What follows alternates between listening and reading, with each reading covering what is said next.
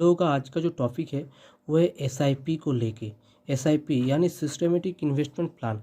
आज के डेट में ये एक बहुत ही कॉमन सा वर्ड है कि सबके सबके मुंह में आपको सुनने को मिलेगा, चाहे वो प्राइवेट जॉब होल्डर हो या फिर कोई सेल्फ एम्प्लॉय हो या फिर कोई बिजनेसमैन हो।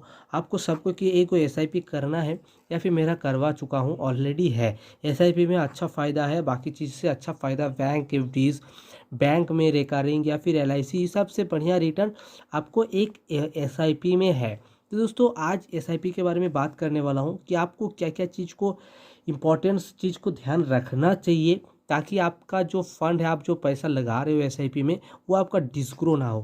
क्योंकि दोस्तों अगर आप एसआईपी कर रहे हो यानी इनडायरेक्टली आप स्टॉक मार्केट में, शेयर मार्केट में एंट्री ले रहे हो। शेयर मार्केट में आप एंट्री कर रहे हो इनडायरेक्टली, डायरेक्टली तो नहीं आ रहे हो, इनडायरेक्टली आ रहे हो।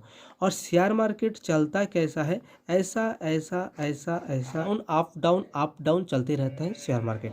तो दोस्तों क्या है, आप अगर इस जगह पे एंट्री लेते हो, मान के चलो आपने आज के डेट में इस जगह पे आपने 10,000 रुपया दे के एसआईपी खरीदा या फिर 10,000 का एसआईपी खरीदा और इस जगह पे एंट्री लेते हो, और आप आने वाला 10 साल के बाद आप इस जगह पे पहुँचे हो और यहाँ पे आप एग्ज़िट करते हो, यहाँ पे जाके आप एग्ज़िट करते हो।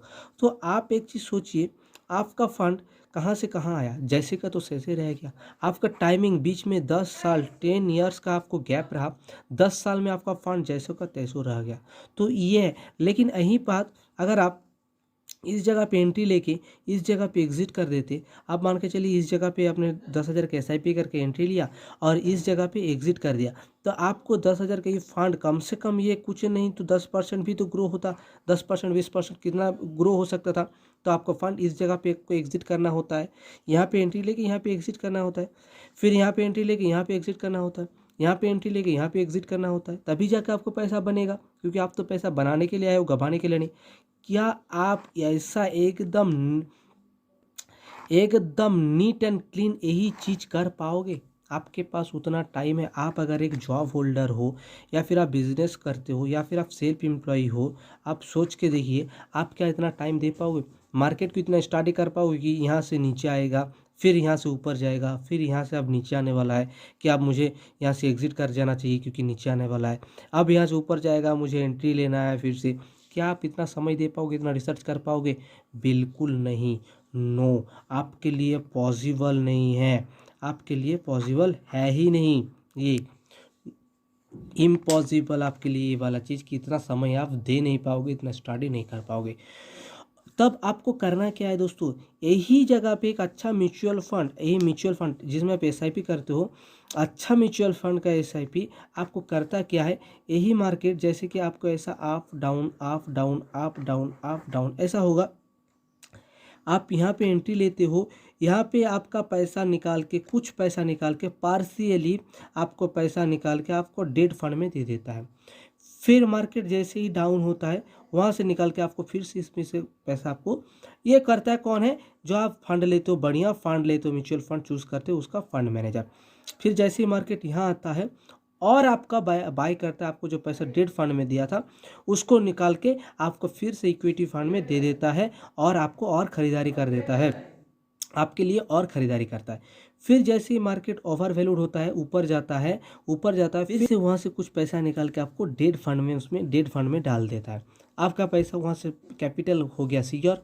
फिर जब मार्केट डाउन आता है तो डेट फंड से कुछ पैसा निकाल के फिर आपको वहाँ से एंट्री कराता है, फिर आपके लिए खरीदारी करता है अप डाउन। इसी में यही रेशियो चलते रहता है एसआईपी का, आपका बढ़िया म्यूचुअल फंड में, और आपको लॉन्ग टर्म में एक 12 से 16% का रिटर्न देता है। अच्छा म्यूचुअल फंड अगर आप लार्ज कैप का लेते हो तो, क्योंकि आपको लेना चाहिए। आप अगर ये समय नहीं दे पाओगे, आप जॉब होल्डर हो, तो आपको सिलेक्ट लार्ज कैप भी करना चाहिए। इसीलिए आपको एक लार्ज कैप फंड, एक बढ़िया हाइब्रिड लार्ज कैप फंड ही चूज़ करना है।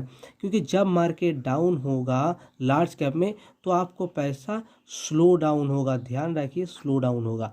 मार्केट अप डाउन तो लगा रहेगा, मार्केट भी डाउन होगा। अगर आप लार्ज कैप लेते हो तो आपका मार्केट जब डाउन होगा आपका स्लो डाउन होगा।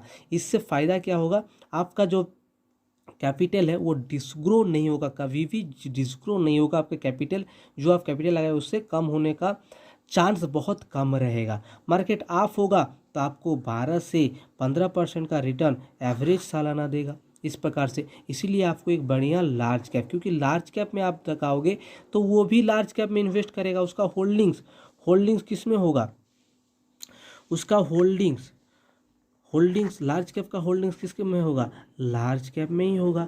जो कंपनी लार्ज कैप है, जिसका मार्केट में बहुत ज़्यादा समय से है, उसका मार्केट कैप बहुत ज़्यादा है, डेट फ्री कंपनी है, वैसा कंपनी जो मार्केट में बहुत सारा क्राइसिस झेल चुका है, अप डाउन झेल चुका है, आने वाले समय में बहुत सारा ऐसा आंधी तूफान वो झेल चुका है, तब जाके वो सब में भी फेस करके टिका हुआ है, ऐसे लार्ज कैप में लगाएगा तो आपका भी जब मार्केट डाउन होगा तो स्लो डाउन होगा, क्योंकि वो लार्ज कैप आपका वो बहुत सारा आंधी तूफान, बहुत सारा क्राइसिस झेल चुका होगा, एक्सपीरियंस होगा। लेकिन वही चीज़ अगर आप करते हो, क्योंकि आपके पास टाइम नहीं दे पाओगे, आप लगा देते हो एक स्मॉल कैप या फिर मिड कैप में, तो आपका पैसा, हाँ उम्मीद है कि अगर मार्केट लगातार बढ़ता रहा तो आपको इसमें 20 से लेके 25% तक का रिटर्न मिल सकता है। लेकिन अगर डाउन होगा तो आपका पैसा भी 30 से लेके 40% तक गिर सकता है, ध्यान रखिएगा। जब ऐसे फंड में आप लगाते हो तो मार्केट जब डाउन होता है तो धड़ाम से गिरता है, धड़ाम से मार्केट गिरता है। लेकिन वही आप अगर एक बढ़िया लार्ज कैप में लगाते हो, लार्ज कैप में, तो लार्ज कैप वाला फंड आपका होता क्या है, मार्केट जब डाउन होगा स्लो डाउन होगा। सबसे इम्पोर्टेंट बात इसी को आपको ध्यान रखिए, क्योंकि आप एक जॉब होल्डर हो, आप टाइम दे नहीं पाओगे, आपके पास उतना स्टडी करने का समय नहीं है, आपको बस पैसा लगाना है और लॉन्ग टर्म के लिए छोड़ देना है, लॉन्ग टर्म।